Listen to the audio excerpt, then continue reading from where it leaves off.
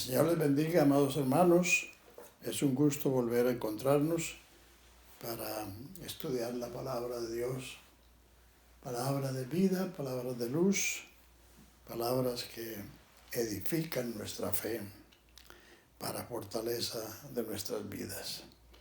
En esta ocasión voy a leerles en el capítulo 12 de Hebreos, a partir del verso 15, que dice lo siguiente: mirad bien, no sea que alguno deje de alcanzar la gracia de Dios, que brotando alguna raíz de amargura os estorbe y por ella muchos sean contaminados.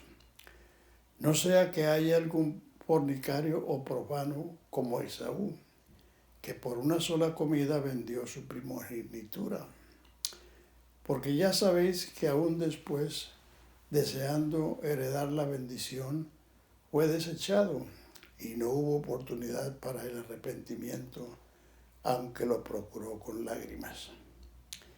Porque no os habéis acercado al monte que se podía palpar, que ardía en fuego, a la oscuridad, a las tinieblas y a la tempestad, al sonido de la trompeta y a la voz que hablaba, la cual los que la oyeron rogaron que no se les hablase más, porque no podían soportar lo que se ordenaba. Si aún una bestia tocara el monte, sería apedreada o pasada con dardo.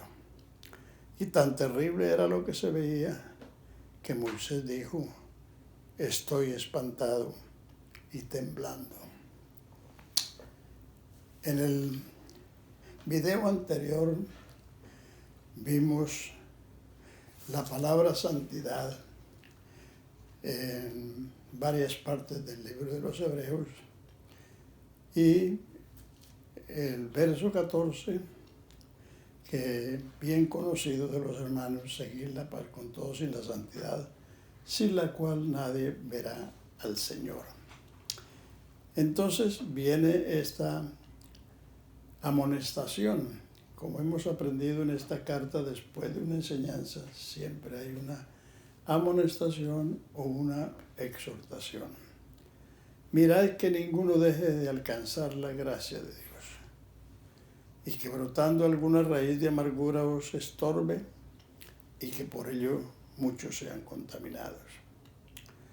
No sea que haya algún fornicario o profano como Esaú, que por una sola vianda o una sola comida vendió su primogenitura. Profano es el que trata las cosas de Dios con desprecio. Eso fue lo que hizo Esaú.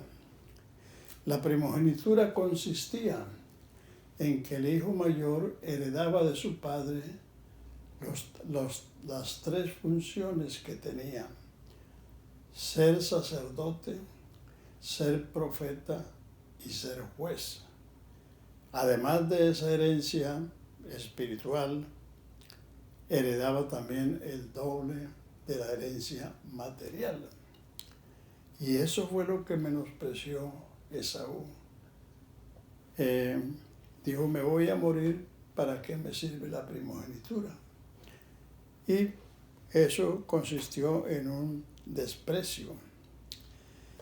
Hay un pasaje en el Antiguo Testamento también, donde el rey Usías, que comenzó a gobernar siendo un adolescente y que buscó a Dios en su tiempo y en su juventud, y se engrandeció mucho en el reino de Judá, pero luego se ensoberbeció y entró en el templo con un incensario para ofrecer el incienso, cosa que solo le era permitido a los sacerdotes de Jehová.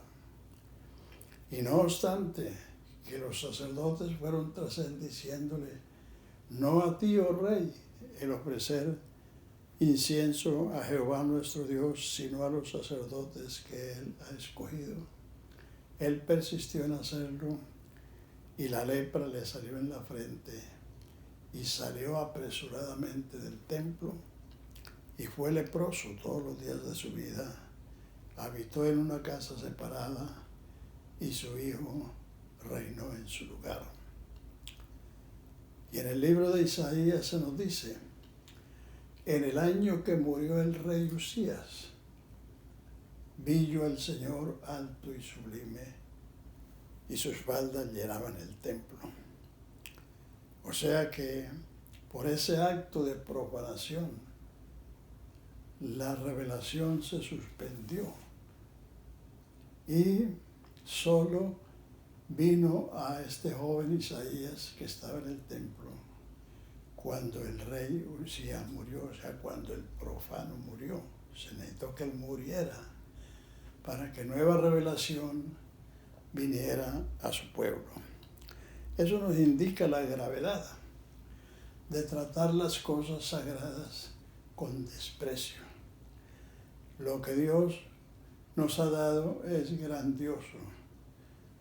No hay palabras para describir el don de la salvación, el don de la revelación de que el hombre, pecador y mortal, pueda conocer a su Creador, a su Dios, y pueda saber cómo ser salvo, saber cómo vivir en este mundo honrando y glorificando a su Creador.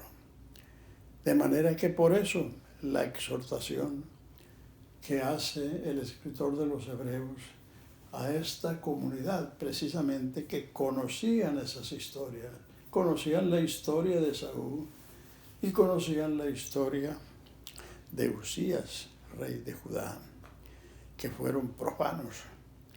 Y por lo mismo se nos exhorta o se nos manda que no dejemos, es decir, que mantengamos, que tengamos siempre ese anhelo,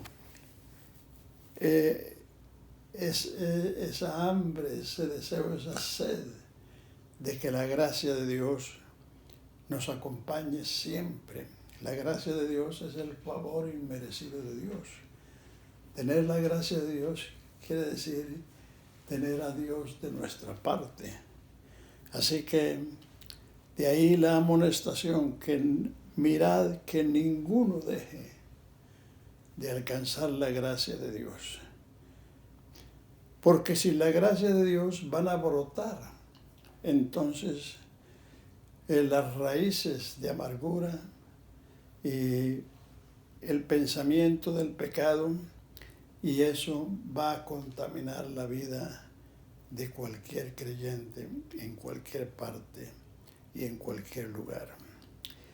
Así que esa exhortación nos invita a tener máximo cuidado, a ser temerosos de Dios, que la gracia de Dios no se aparte de nosotros.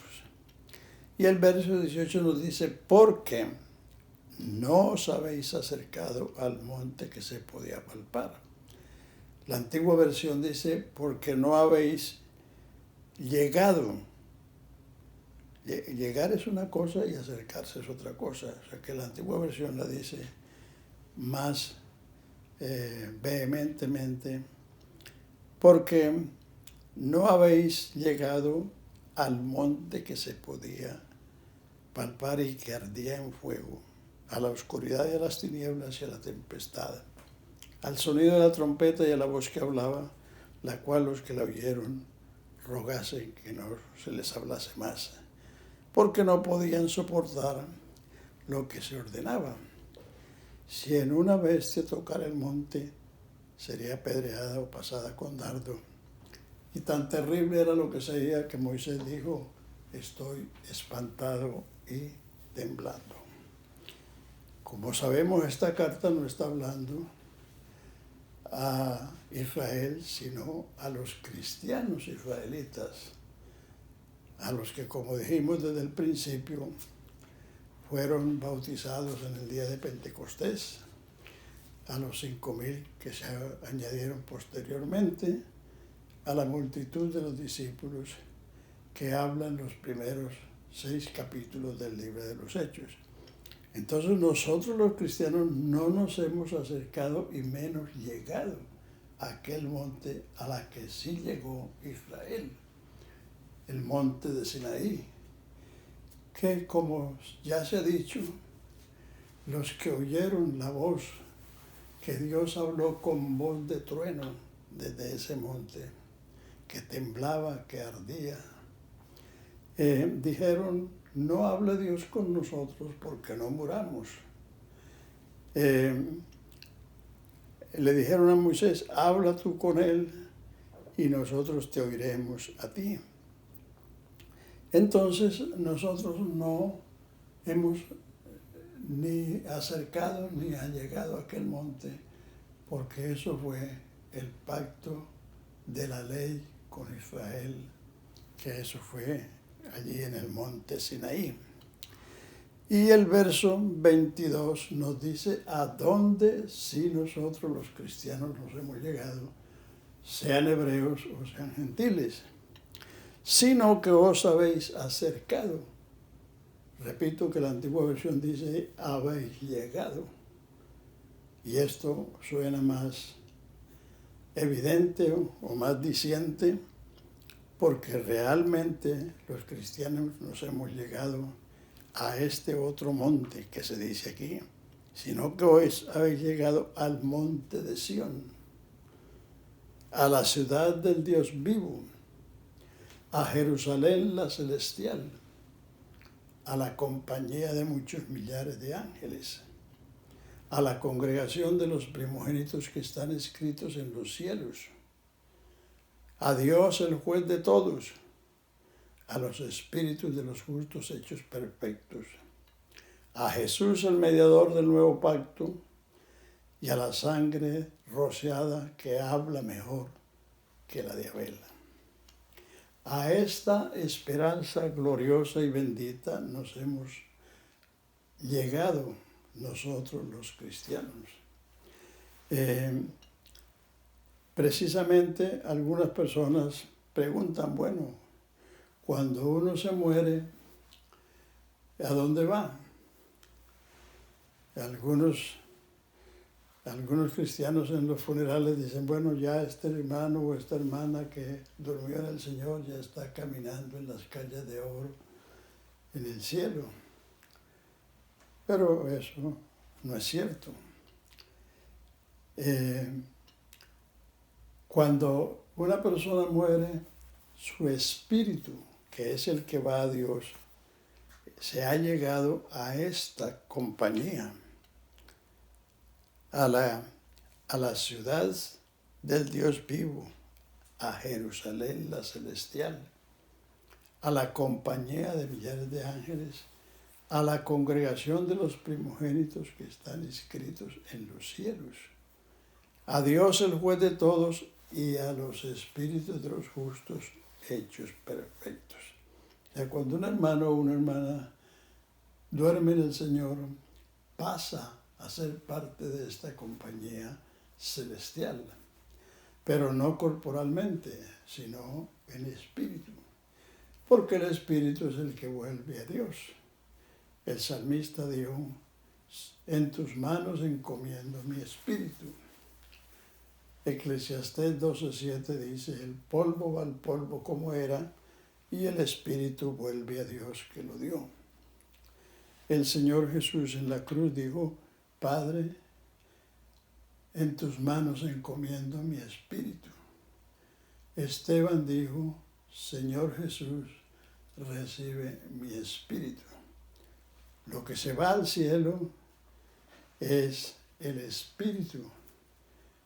Y ahí mismo está el alma, porque el alma son las cualidades que tiene el espíritu, las facultades que el espíritu tiene que lo diferencian del animal. El alma es la inteligencia, la razón y la voluntad. Porque usted tiene inteligencia, usted puede pensar. Porque usted tiene raciocinio, puede razonar y juzgar entre una cosa y otra. Y porque usted tiene voluntad, puede decidir.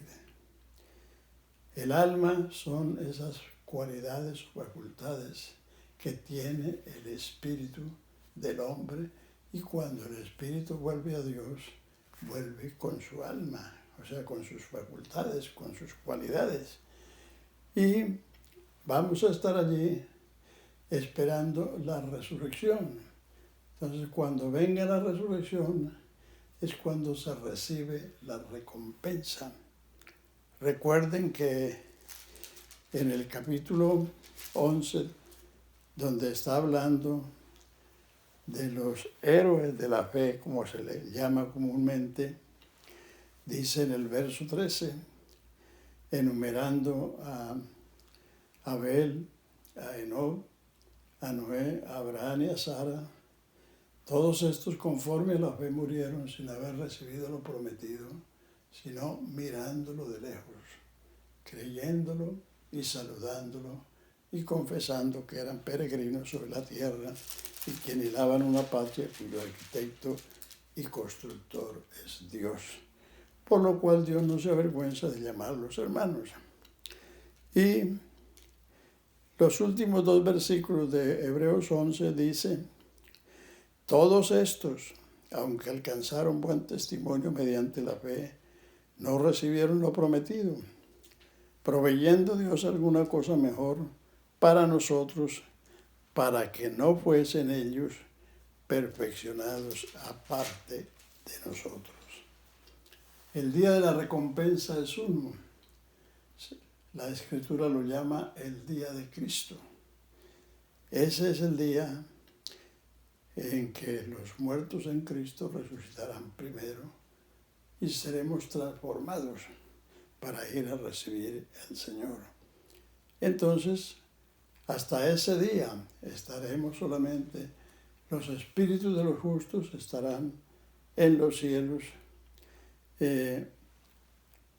habiendo llegado a una mejor esperanza, a un mejor monte, no al monte que temblaba y ardía y tronaba, porque los que oyeron tal cosa no quisieron que se les hablase más, sino que hemos llegado a este monte de Sión. Dice el Salmo, ama Jehová el monte de Sión más que todas las moradas de Jacob, porque allí estaba el templo y allí estaba su residencia. Entonces el monte de Sión es símbolo de lo que es la iglesia. La iglesia es el sitio también donde se adora, donde se alaba a Dios, donde se le reconoce y se le proclama y se le confiesa. Así que, por eso, hermanos, no hay temores ni angustias ni desesperación cuando un hermano o una hermana duerme en el Señor o se va a su descanso, como dice Apocalipsis. Bienaventurados los muertos que mueren en el Señor, porque descansarán de sus trabajos y sus obras con ellos siguen. Si ya está sufriendo una enfermedad o pasando por una vida dura, van a descansar de eso, pero su labor, lo que hicieron en su vida, continúa para el día de Cristo, cuando recibiremos la recompensa. Así que, hermanos, sí sabemos a dónde vamos cuando una persona parte de esta tierra, y sabemos que va a esperar el día de la resurrección, como bien nos enseñan las Escrituras. Y entonces viene también la amonestación, el verso 25. Mirad que no desechéis al que habla, porque si no escaparon aquellos que desecharon al que los amonestaba en la tierra, mucho menos nosotros si desecharemos el que amonesta de los cielos. La voz del cual conmovió entonces la tierra, pero ahora ha prometido diciendo, aún una vez y conmoveré no solamente la tierra, sino también los cielos. Y esta frase Aún una vez indica la remoción de las cosas movibles como de cosas hechas para que queden las inconmovibles. Así que recibiendo nosotros un reino inconmovible, tengamos gratitud y mediante ella sirvamos a Dios, agradándole con temor y reverencia, porque nuestro Dios es fuego consumidor. Alabanzas al Señor Jesús. Así que, hermanos, así concluimos este capítulo 12 y qué bueno que si usted no sabía dónde están sus parientes que han muerto en la fe, ya lo sabe. Y si mañana o pasado mañana nos tocan, nos ponen la pijama de madera, ya sabemos a dónde vamos a llegar y en qué posición vamos a estar hasta que venga la mañana gloriosa de la resurrección. Dios les bendiga y la próxima semana nos veremos en una nueva meditación de la palabra de Dios. Dios les guarde.